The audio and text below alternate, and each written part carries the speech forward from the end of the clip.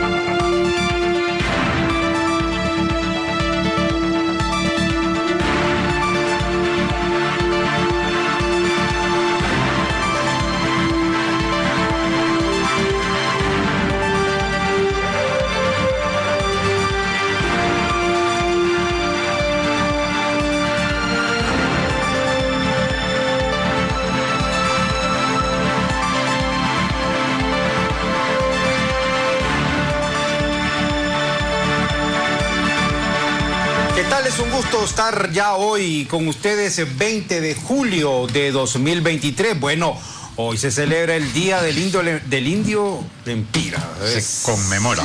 Bueno, sí se conmemora, se celebra, en algunas escuelas lo celebran, pero en realidad la palabra correcta es conmemorar precisamente un día como hoy, pues según la tradición oral y también la historia. Pues en la fecha que hoy fallecía el cacique. Historia escrita por los españoles, ¿no? Le digo, según la historia, ¿verdad? Pero unos dicen de que Lempira murió por producto de un arcabuz, cosa que al final, pues eso fue desmentido. El reconocido historiador Felipe Neri Martínez, quien ya pues falleció hace algunos años, descubrió que Lempira o el Empira, como se le conocía también a este cacique, pues falleció en un combate cuerpo a cuerpo con Alonso de Cáceres, quien luego de haberlo matado, cortó su cabeza para, pues como una forma de trofeo. Esto es lo que recuerda el día de hoy la tradición oral y también la historia escrita por no por los conquistadores, sino por los invasores, esos mismos que provocaron tanto un genocidio de catastróficas proporciones, no solamente en Honduras, sino en el resto de América Latina. Se habla incluso que más de 25 millones de indígenas murieron a manos de los invasores españoles por enfermedades, por producto de la esclavitud, los trabajos forzados, en las famosas encomiendas. Por eso es bueno leer siempre un poco la historia y ahí pues está plasmado, y si no me cree, usted puede leer en este momento Las Venas Abiertas de América Latina de Eduardo Galeano, que explica qué fue lo que pasó en ese genocidio brutal que vivimos pues los latinoamericanos hace aproximadamente unos 500, entre 300 y 500 años, porque durante 2 o 3 siglos pues hubo un genocidio que hasta el día de hoy pues hay muchas historias que contar. Pero bueno, palabra más, palabra menos. Don Carlos Paz, ¿cómo se encuentra esta tarde? Muy bien, Brian Flores. Amigas y amigos, sean bienvenidos a esta emisión de Cuarto Poder. Les saluda Carlos Paz López, Cristian Maradiaga en los estudios de Globo TV Honduras, la compañera Ana Godoy en producción y Ronald López en los estudios de Radio Globo. La crisis educativa del país, ¿qué capacidad de respuesta se tiene hasta el momento? Yo le comentaba a uno de los docentes que nos acompaña hoy que me asombró escuchar al rector de la Universidad Pedagógica Nacional que hay que capacitar a profesores para que den clases en las escuelas unidocentes. Cuando mi aspiración como hondureño es que se reduzcan hasta erradicar las escuelas unidocentes y bidocentes. Pero vea usted la visión que tiene el rector de la Universidad Pedagógica, que forma a los jóvenes, hombres y mujeres, para que vayan a impartir el conocimiento a nuestra niñez.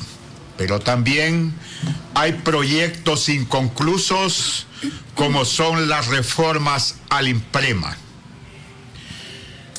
¿A dónde está el proceso de concertación, ahora conocido como consenso, como socialización, el nombre y apellido que se le ponga, es que no ha tenido la aceptación total en el magisterio las reformas planteadas. Y por ahí iniciamos. Se encuentran acá con nosotros docentes que son los que viven la situación de la crisis educativa del país y de su instituto de previsión, como también de sus colegios magisteriales. Le damos la bienvenida a la licenciada Jessica Castillo, quien es de la base del magisterio.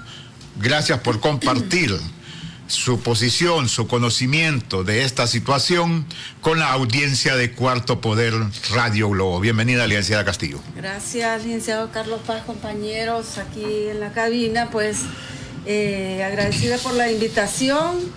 Y sí, también somos los docentes, ¿verdad? Los que sufrimos día a día en los salones de clase la realidad educativa de nuestro país, el abandono al sector salud, el abandono al sector educación, y con esas confusas leyes de INPREMA, con la jubilación docente, que los docentes no hayan cómo jubilarse, con la ley de Juan Orlando, la ley de Xiomara. Entonces todo eso ha generado una gran confusión en el sistema educativo nacional, compañero. Brian. Bueno, aquí también nos acompaña, caballero, ¿su nombre? Muy buenas tardes, Carlos. Muy buenas tardes, profesora Jessica. Muy buenas tardes, Brian. Mi nombre es Luis Alexis Vallecillo. Soy afiliado al COPEN y soy docente de educación media. Muchas gracias por la invitación. Óyeme, bueno, antes de darle la palabra a don Carlos, porque se supone que los colegios magisteriales, por la formación de sus docentes, por la conciencia que deben de tener sus docentes, obviamente que no todos pueden pensar igual, pero ¿por qué siempre se está presentando este tipo de contradicciones al interior de este colegio magisterial, por cierto, muy beligerante y muy combativo? ¿Qué ocurre? Exactamente, ¿a qué se refiere, Brian? Bueno, sobre todo la problemática que en este momento pues se está viviendo precisamente en el COPEN. Ya venimos a elecciones ya en los próximos meses, o sea, y sería bueno pues que tanto los docentes, los que pertenecen al COPEN, así como también la gente que hasta ahora está escuchando el programa, pues quiere saber qué es lo que ocurre, ustedes que son los protagonistas de la historia. Ok, gracias. Bueno, primeramente, como lo decía Carlos, hay una crisis educativa que no la arrastra este gobierno, sino que es fruto del sistema que hemos venido arrastrando desde siempre, porque los docentes no hemos sido incidentes y no hemos sido partícipes en la construcción de políticas educativas. Hemos sido ejecutores de políticas educativas, que es muy diferente a construir una política educativa, y ese es un punto en el cual se debe de tocar en este momento, porque como bien lo manifestaba Carlos al inicio, formar docentes para la unidocencia, es decir, que necesitamos mantener la unidocencia. Número 2, versus tener una política clara de eliminar la unidocencia. En el presupuesto general de la República al inicio de este año justamente se establece un renglón para eliminar la unidocencia. Esa es una de las cuestiones, formar docentes más bien orientados a elevar la calidad educativa. En cuanto a lo del INPREMA, tenemos nosotros, solo para una pequeña introducción, sí, la ley que nos aprobaron en el INPREMA en el 2011 es de corte neoliberal, totalmente una ley de corte neoliberal, que nos quita beneficios y nos aumenta obligaciones. Nos quita beneficios porque nos empieza a aumentar a mayor edad, nos va aumentando la edad y nos va reduciendo la jubilación.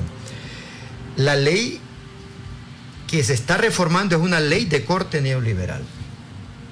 O sea, no se está construyendo una ley estrictamente nacida de la necesidad real del magisterio. Tiene unos pequeños cambios que ayudan, sí ayudan, pero no es exactamente la aspiración del magisterio. Eso es una especie de introducción.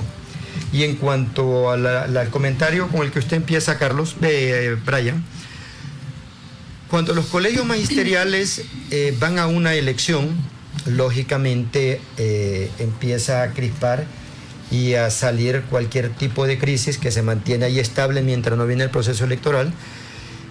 Y yo soy una persona que estoy aspirando a la presidencia del COPEN y conozco parte de la problemática del magisterio y soy del criterio, al igual que muchos compañeros, que es necesario que el magisterio COPEN primero se unifique al interior, pero también que se unifique todo el magisterio, porque la naturaleza del magisterio, nosotros tenemos un colegio médico, tenemos 6 colegios magisteriales, nosotros tenemos un colegio de abogados, tenemos 6 colegios magisteriales, tenemos un colegio de periodistas.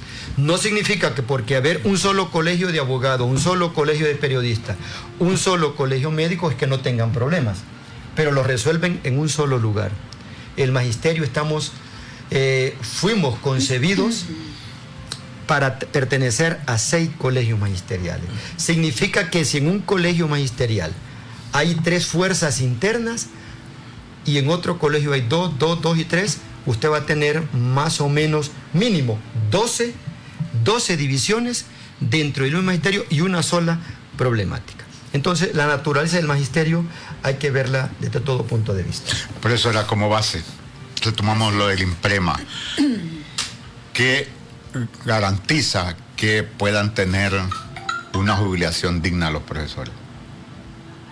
¿Qué le garantiza cuando se habla de 2 leyes?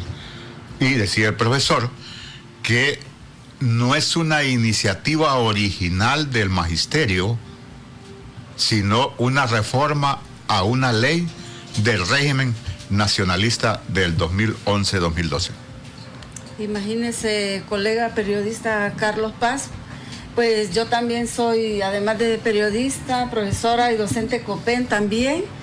Y en este momento en mi familia estamos viendo esa disyuntiva porque mi madre está en trámite de jubilación, ¿verdad? Y entonces, pues esta es esa confusión entre la ley vieja, la ley nueva, que muchos profesores dicen que es mejor la ley de Juan Orlando.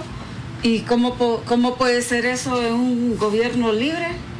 Si, por ejemplo, mi madre esperó que llegara Xiomara al poder, ¿verdad?, para poderse jubilar con los beneficios de la ley nueva, la ley de Xiomara, y entonces vemos que casi no son tantos los beneficios, porque por lo general lo que el docente espera es que sus hijos por lo menos sean beneficiarios al morir, que sean beneficiarios de todo lo que ha trabajado, de todo lo que ha sudado los docentes en las aulas de clase, tantos años.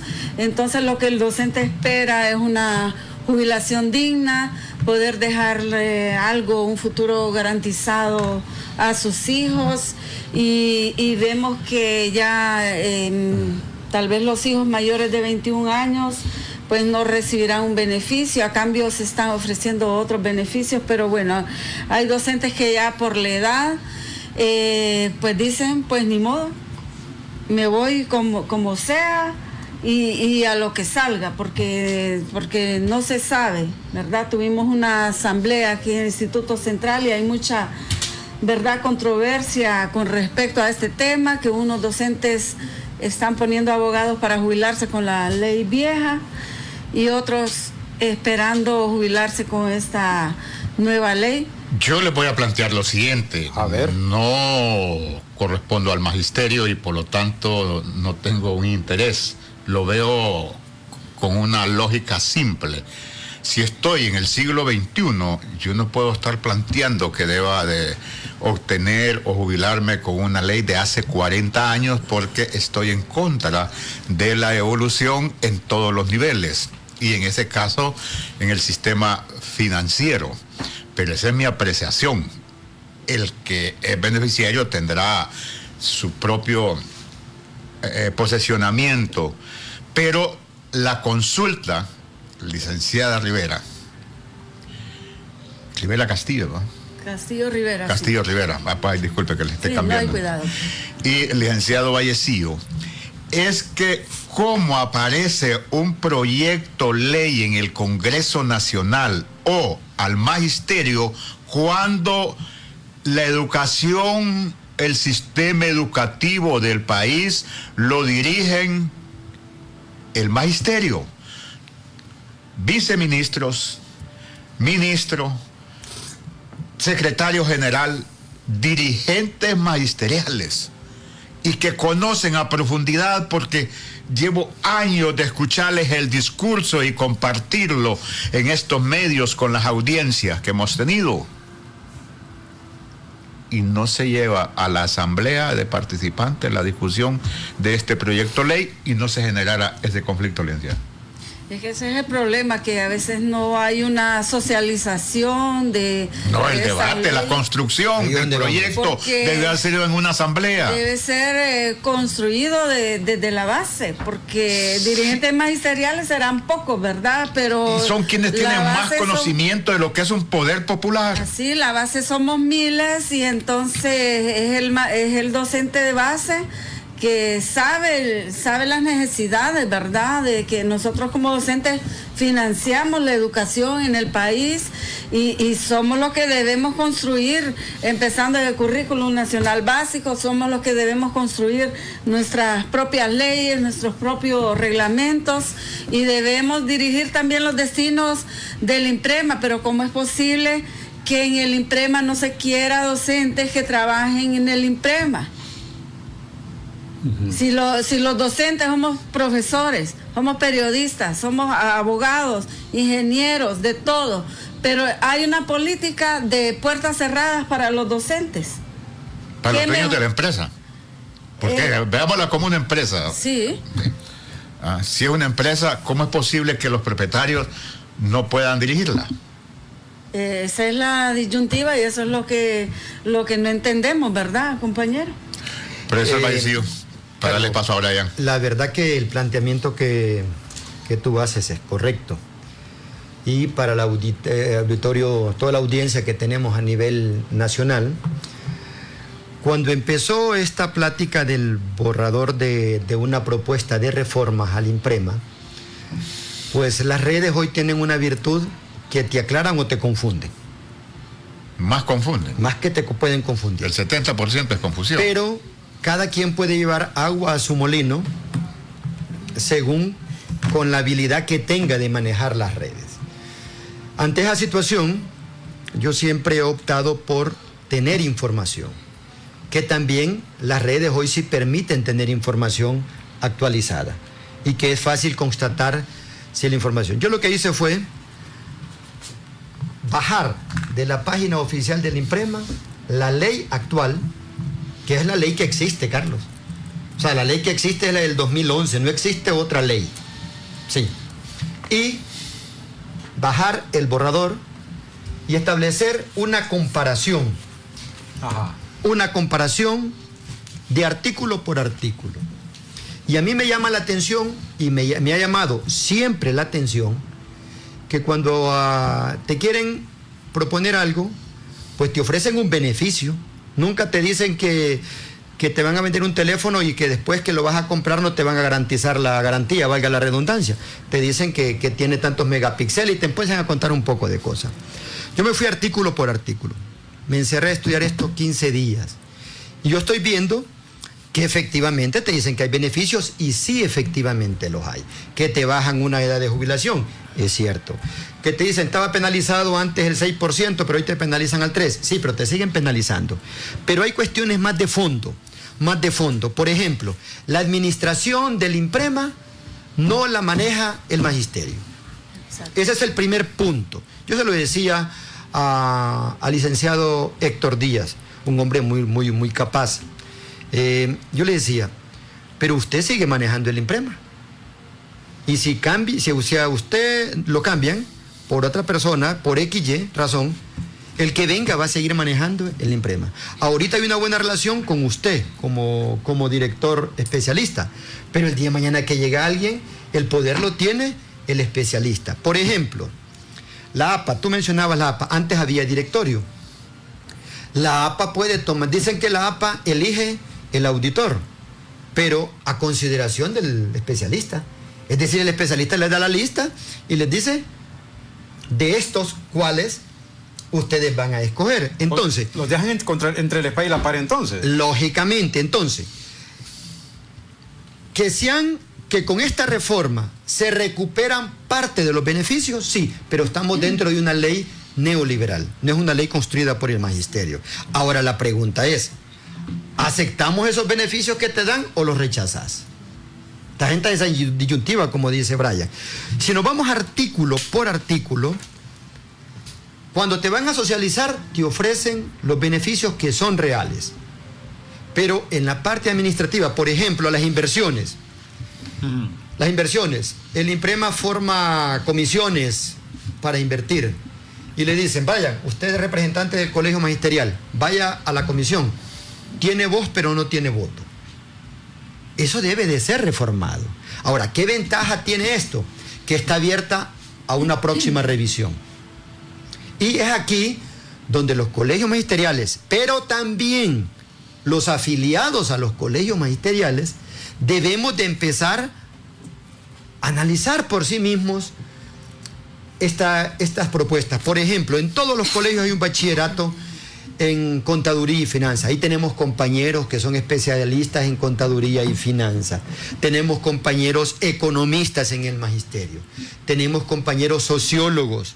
Y además, una persona con más de 17 años de estudio puede al menos entender el espíritu de una ley, Carlos.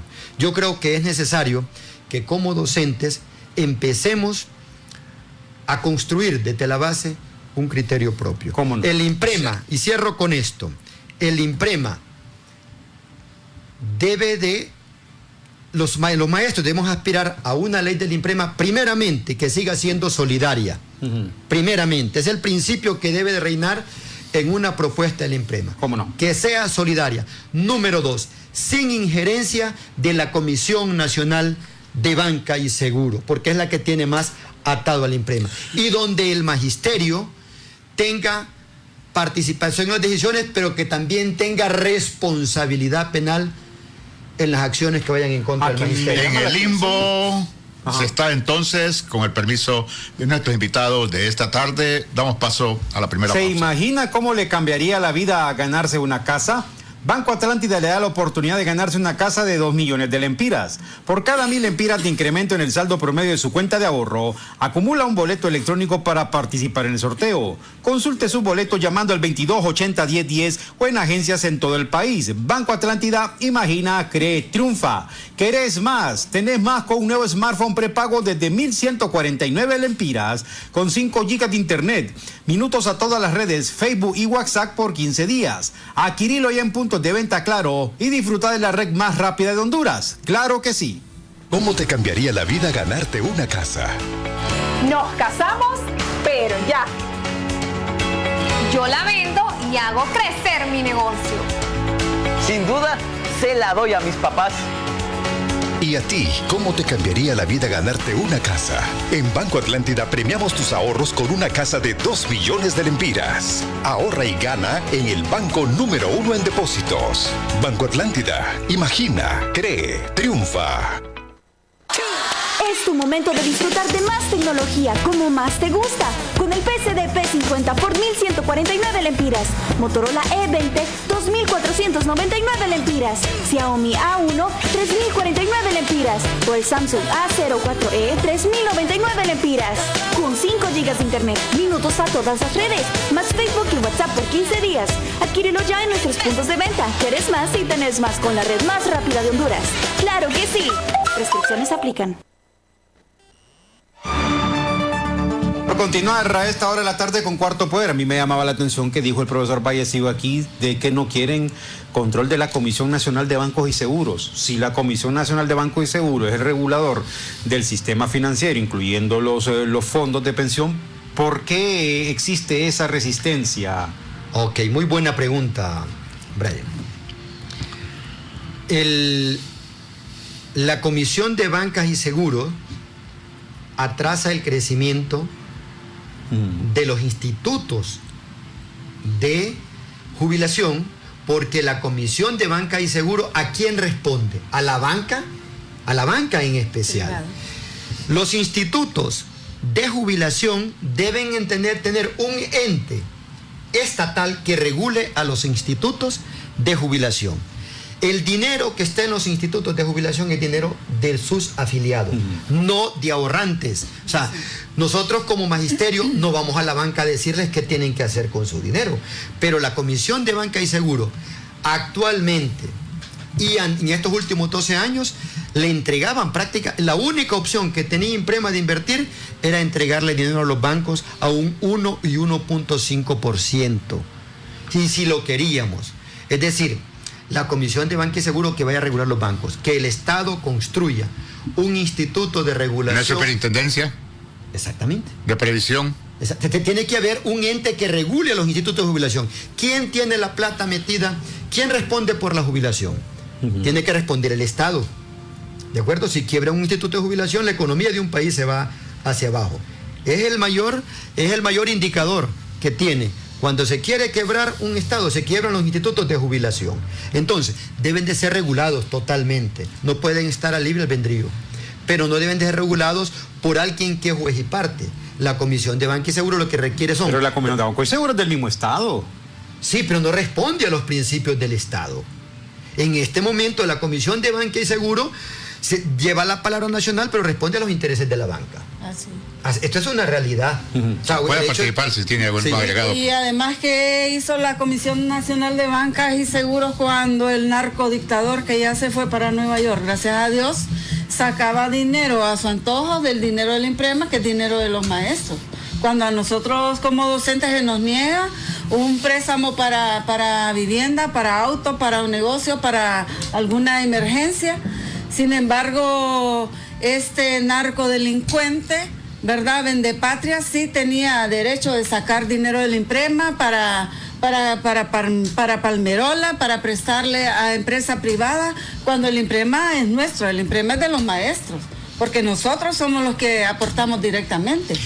Le voy a solicitar, compañera, colega Jessica, que le explique un poco al oyente, al televidente, por qué el magisterio reclama la propiedad del Imprema, porque aquella persona que no entiende lo que es un instituto de previsión, entonces cree que los maestros es que tienen un privilegio y que el Estado, que los gobiernos les regala.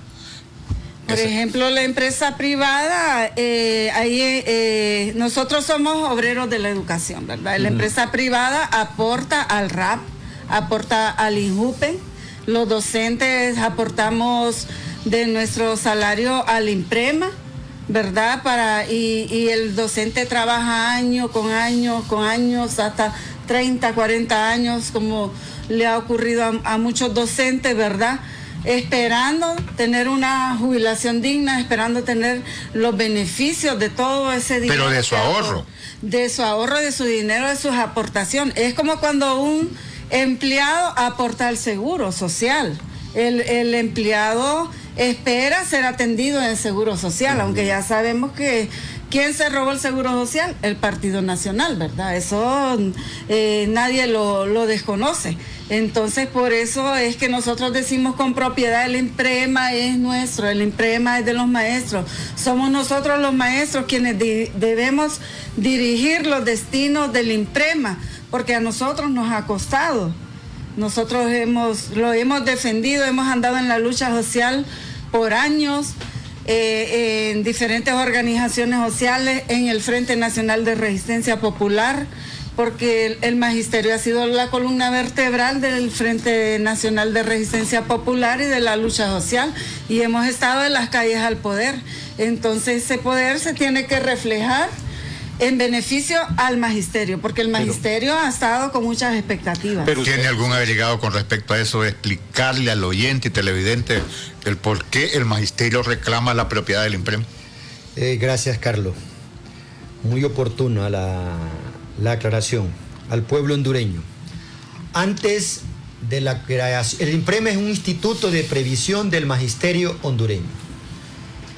Antes de su creación, que fue ahí por 1970 y algo, por ahí, 70 y algo, creo que primero fue la ley del escalafón. Los maestros no teníamos ni permanencia ni ningún derecho. Se nos pagaba hasta con frutas de temporada y con huevos de gallina. Cuando el docente se organiza, empieza a obtener derechos que como trabajador tiene. Es ahí donde es la importancia de estar organizado. El hecho de que en un gremio, en un sindicato, en un colegio magisterial, en una asociación, hayan errores o se hayan cometido delitos, no significa que estar organizado es malo. No, hay que corregir los errores. El magisterio organizado logra el derecho a una jubilación y se crea el Instituto Nacional de Previsión del Magisterio. Para aquel docente que durante tanto tiempo trabajó, se retire con una jubilación que nunca ha sido digna, y hasta la actualidad no es una jubilación digna. ¿Cómo se sostiene el IMPREMA? A través de dos aportaciones. Una que nos hacen a nosotros, mes a mes, y otra parte que también es parte del salario que la pone el patrono. En este caso, el Estado, para los que somos empleados del gobierno, pero también el dueño de un colegio privado cuando se trabaja en la educación privada. Ese dinero históricamente ha sido manoseado por los gobiernos de turno. Y en el tiempo de la dictadura fue el abuso mucho mayor, como le decía la compañera Castillo, llevándonos el dinero a unas tasas irrisorias. En la actualidad, el magisterio se volcó, todo el magisterio se volcó a la lucha cuando se dio el golpe de Estado. Muchos de nosotros no éramos militantes de ningún partido político, pero consideramos que el golpe de Estado fue algo nefasto para la democracia de cualquier país. Y ningún golpe de Estado trae beneficios, muestra es cómo estamos nosotros en la actualidad. En este momento sí hay más expectativa, no digo había, hay más expectativa por parte del magisterio en torno a la recuperación de los derechos. Sin embargo, hemos abandonado un principio, que es el de la exigencia y el de la lucha organizada. También hay una realidad. Muchas de las cosas van al Congreso para poder obtener esos derechos y ahí nosotros tenemos un punto de debilidad, Carlos. Y concluyendo, para la pregunta que hace Carlos al inicio, ¿por qué nosotros reclamamos mayor participación en la toma de decisiones del IMPREMA? Porque nos pertenece, porque es con nuestro dinero. Y el IMPREMA da para tener una jubilación digna. Y esto más, que no hemos empezado todavía a hablar de que los docentes somos los únicos en este país que no tenemos derecho a prestaciones ni a seguro social. Óigame, ahí donde yo quería llegar al tema del Congreso. Está bien lo que plantean de que el IMPREMA debe ser del magisterio, porque son los principales aportantes. La cuestión es que todo esto va a ir a desembocar un punto que se llama Congreso Nacional. Un Congreso fuertemente fraccionado, donde controlado por la derecha. No es fraccionado, controlado por la derecha. Pues sí, tiene razón. Hay que dar con el nombre y el apellido. Al pan, al vino, vino. Sí, está bien, eso es indiscutible. Controlado por la derecha. Retomemos el tema. El asunto es que en el Congreso, Libre no tiene la mayoría, porque aquí, fíjense bien el escenario que se configura. Tenemos 44 diputados nacionalistas que están en contra del magisterio, y eso hay que hablarlo más que claro. Tenemos alrededor de 22 diputados liberales que están divididos, algunos apoyan, otros no apoyan. El PSH todo apunta a que no va a apoyar una posible ley que termine beneficiando a los docentes. Entonces, ¿qué tienen que hacer los docentes para que se hagan sentir en el Congreso? O sea, ¿qué tiene que hacer el docente? ¿Se van a volver a movilizar? ¿Van a cabildear con los diputados? ¿Van a ir al Congreso? O sea, ¿qué estrategia? Yo sé que no se van a hacer todas. Disculpe que le interrumpa, pero yo percibo que las organizaciones magisteriales están totalmente pasivas, casi cooptadas. Ok. ¿Qué dice la pregunta? Jessica? Démosle a Jessica, ¿qué te va a hacer? Pues yo no soy dirigente magisterial ni nada que se parezca, pero yo como digo que he sido luchadora social desde antes del golpe de Estado, desde que estaba en la Escuela Normal Mixta Pedro Nufio, en la universidad y toda la vida, pues los luchadores sociales luchamos por la patria, no por un momento político electoral o electorero, como se le quiera llamar, y hemos estado siempre en la defensa de la democracia, de la soberanía, de todas las causas justas del pueblo. Personalmente me considero periodista independiente, honrada y no tarifada, he estado al servicio del pueblo únicamente.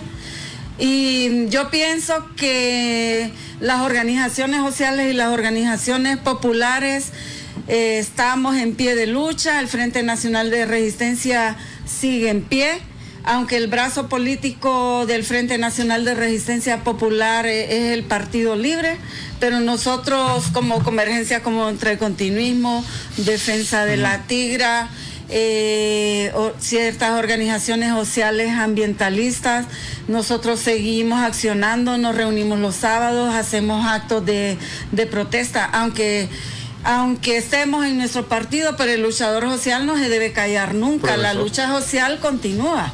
Si nuestra consigna es adelante, que la lucha es constante. Profesor, lo que le preguntaba hace poco. Y permítame, y en alusión a lo que decía el compañero del golpe de Estado, personalmente soy hermana de un mártir de la resistencia. Entonces, mi familia de Tomás Enrique García Castillo, para quien mi familia y su servidora exigimos justicia, no hemos estado callados, hemos estado en pie de lucha desde el primer momento de su asesinato, en cada trinchera de lucha, aunque protestemos contra las sedes o cualquier tema, nosotros también exigimos justicia para los mártires de la resistencia, porque hemos sido un poco olvidados, ¿verdad? Pero nosotros nos mantenemos en pie de lucha. Yo creo que el pueblo hondureño, aunque tenga su corazón con el partido de turno, nosotros debemos seguir apoyando, señalando lo bueno y también lo malo que se haga, y siempre en la lucha social no se tiene que abandonar, porque en las calles es donde está el verdadero poder del pueblo. Correcto. Profesor. Sí. Cuando se dio el golpe de Estado, el magisterio en su totalidad, porque no hay que aspirar al vanguardismo, nos fuimos de frente y tuvimos consecuencias fuertes. Y aquí nadie desconoce la cantidad de docentes mártires y la represión de la cual fuimos víctimas durante todo ese tiempo, a tal grado que tuvimos todo ese tiempo sin movilidad salarial.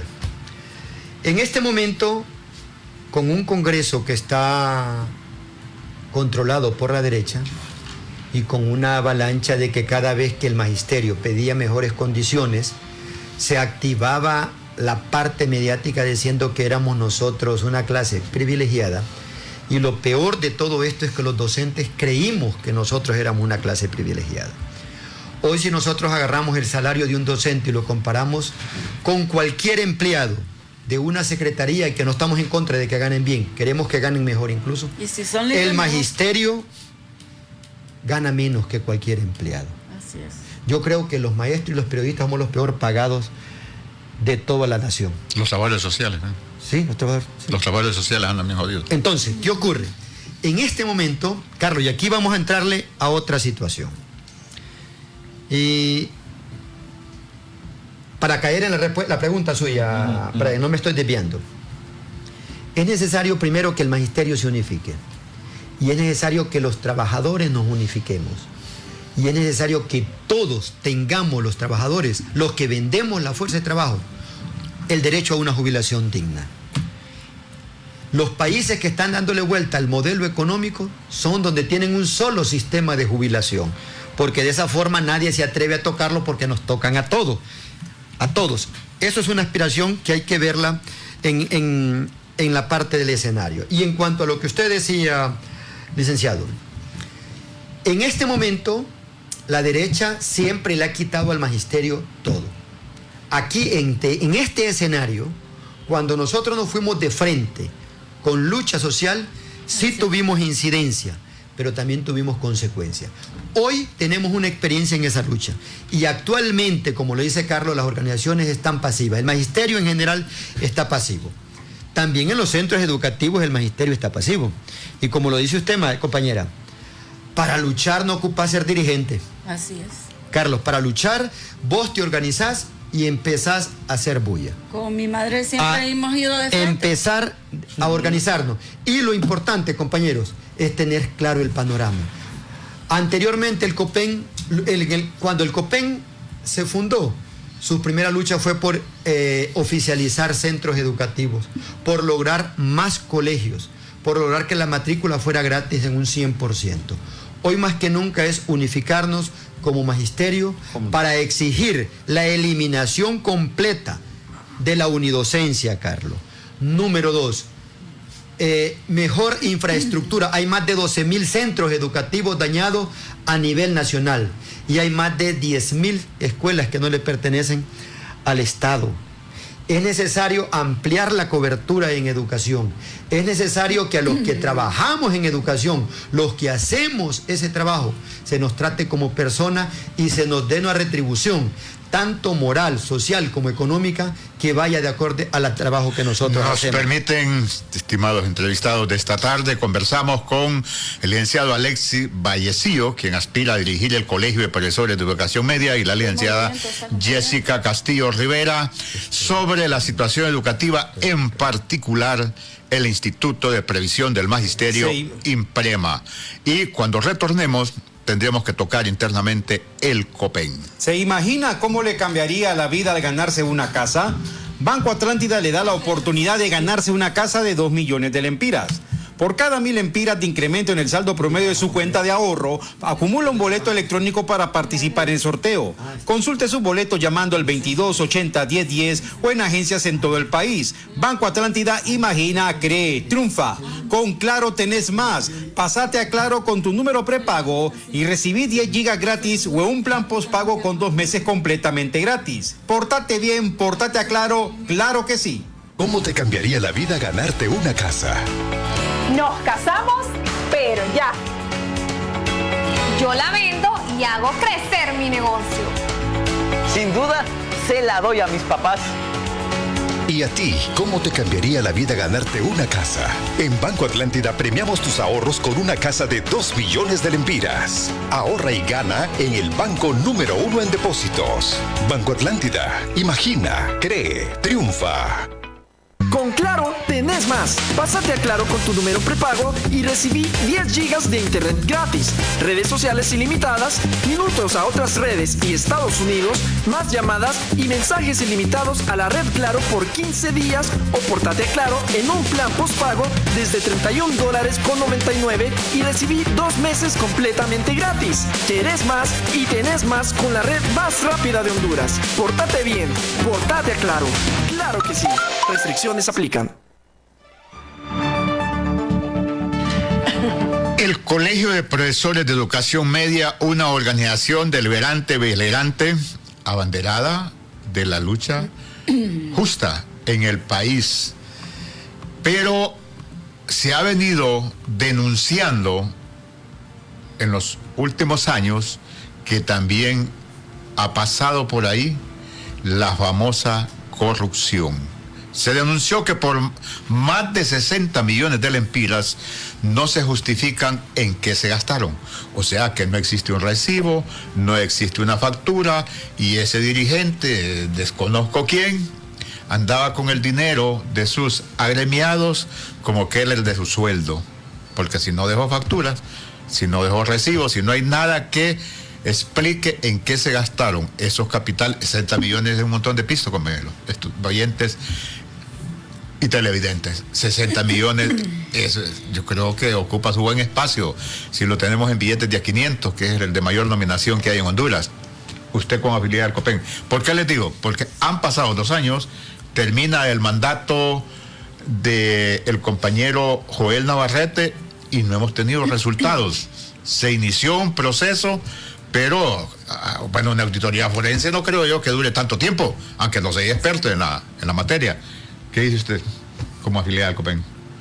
Pues eso es lo que esperamos todos los docentes, ¿verdad? Esas auditorías. Lamentablemente lo que ocurre al interior de nuestros colegios magisteriales, por experiencia de mi familia podría decir de que mi mami, antes de ser afiliada al COPEN, por ejemplo, estaba afiliada a otro colegio magisterial.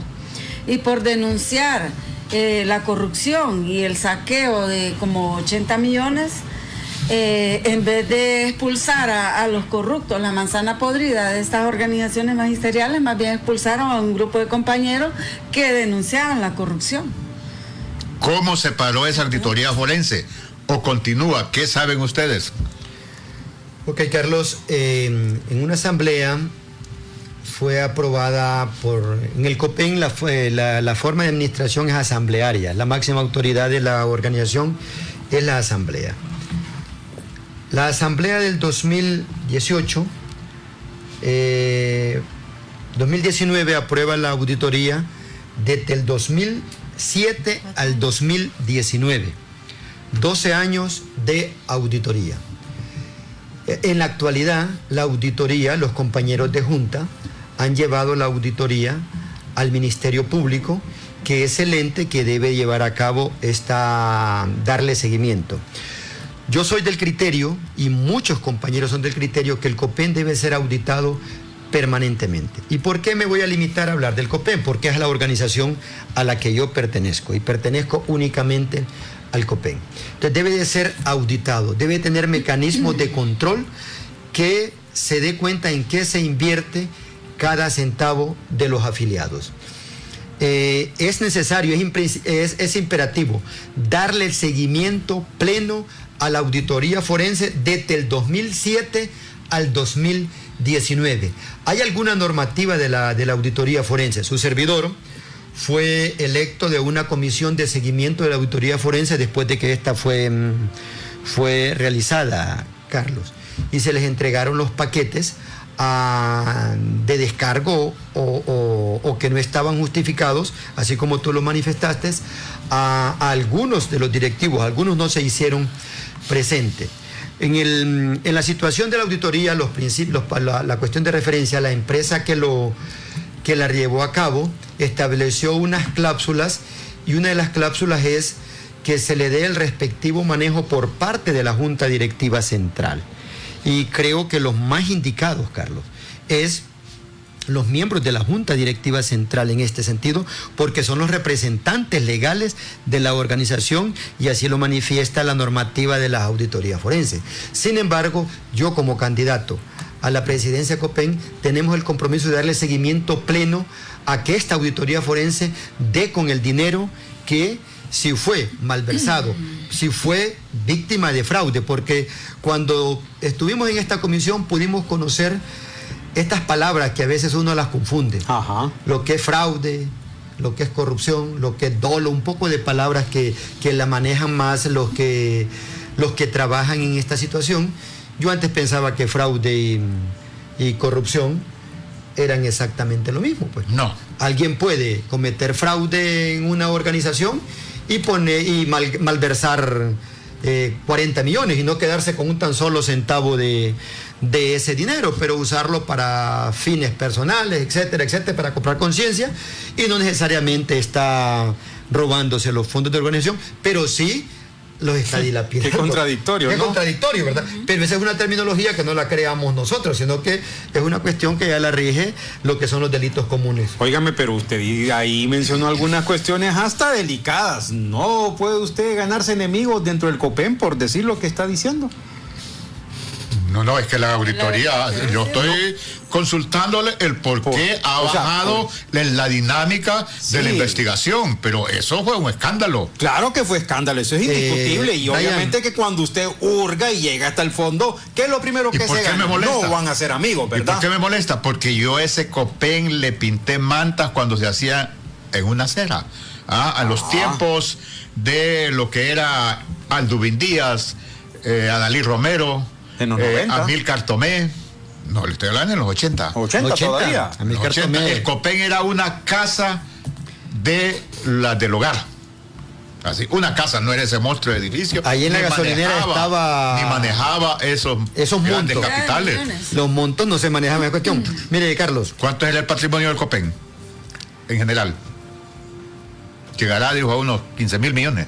No, 15.000 millones, no. Bueno, dejémoslo en 5. No. Dejémoslo en 5. No tiene tanto el COPEN. El COPEN creo que es uno de los colegios que tiene menos bienes. El COPEN tiene menos bienes, y la característica del COPEN, Carlos, de toda esta gente que tú mencionaste, que están vivos la mayoría, la característica fue la entrega a la organización, la vinculación a la lucha popular, la vinculación con el pueblo y la honestidad. Lo voy a tener que cortar ahí porque se nos fue el tiempo y no puedo dejar de consultarle a los dos brevemente. Las reformas al INPREMA no son agenda todavía en el Congreso Nacional. ¿Qué expectativas tienen que se puedan aprobar en la administración de Libre y no estarse rifando después del 2026? Carlos. En un minuto para el espacio también. Ok, sí. Brevemente. Primeramente, gracias Carlos por el espacio. La verdad que el tiempo fue corto. Un saludo a todos los compañeros a nivel nacional. Se les estará visitando para tener las impresiones de ustedes hacia dónde debe dirigirse este COPEN y en especial a retomar y a rescatar el COPEN original. Pero respondiendo a la pregunta, cuando salió lo de las reformas, Carlos, hay disposición, mi amigo, de los partidos políticos de aprobar la reforma. Y en esto se tiene que hacer lo que deberíamos es platicar. Porque los partidos políticos que aprobaron esa ley del INPREMA tienen una deuda con el magisterio. Y ustedes también tienen afiliados al INPREMA que son militantes de su partido. Creo que un acto de justicia para el magisterio es aprobar esa ley del INPREMA y, si es posible, mejorarla. Así que nosotros esperamos que la dirigencia magisterial, el magisterio, los diputados, los medios de comunicación nos acompañen en esta gesta para poder también luego reiniciar una lucha por las prestaciones laborales de todo el Magisterio Nacional. Gracias, Carlos, gracias, Brian, y gracias, compañera, de poder estar en este foro. Profesora Castillo. Sí, muchas gracias. Pues la verdad que si ustedes, compañeros televidentes y compañeros aquí en el estudio, entran a las redes sociales de los docentes, de Zona del Docente, ahí van a ver todo tipo de quejas de los docentes. Exigen que haya comisariato, que haya más escuelas, que haya financiamiento, y eso quería recalcar, porque los docentes somos quienes financiamos junto con nuestros padres de familia la educación a nivel nacional. Y eso lo hemos hecho desde siempre en todos los gobiernos. Lamentablemente somos los únicos obreros que llevamos trabajo a nuestra casa y quienes tenemos que llevar el material para poder trabajar. Y yo no solo pediría también esa investigación de esos años anteriores, sino que hay un informe de lo que está pasando en COPEN actualmente. Exactamente. Porque en la última asamblea se dijo que se estaban dando informes a la señora fiscal de la Junta Directiva del COPEN, y ella se levantó y dijo que no le están dando, que la han marginado completamente, y de que no es mentira que le están dando informes, y que ella ahí la tiene marginada, y que se enojan cuando ella pide informes económicos. Y el COPEN también es de nosotros, es de todos los que aportamos a ese colegio magisterial. ¿Tienen algo que profesor? Sí, yo quisiera agregar, y voy a agregar, primeramente, los trabajadores, todos los trabajadores de cualquier rubro, debemos aspirar más allá de los logros reivindicativos en materia económica y derecho. Tenemos que construir un Estado que nos garantice calidad de vida, que no esté sujeta a inflaciones ni otra cuestión. Y yo sí acompaño aquí a la compañera Castillo, y la mejor forma de que el COPEN pueda resolver esto es haciendo sesiones de junta directiva central, porque ahí tienen que resolver eso. A los 9 miembros de junta se les paga un plus para que se reúnan, y el que tiene que llevar a cabo esta cuestión, pues el presidente, poder llamar. Tengo entendido, y yo felicito al compañero Joel, que han retomado hoy sesiones de junta. Espero que esa información sea correcta y sea cierta. A compañeros no se les está pagando. Bueno, y nos quedamos sin tiempo, pero vamos a seguir hablando de este tema. Gracias a don Carlos, también a la profesora Castillo y también al profesor a la orden Vallecillo. Buenas tardes. Bueno, muchas gracias, Carlos. Gracias, Carlos. Y adelante, que la lucha es constante.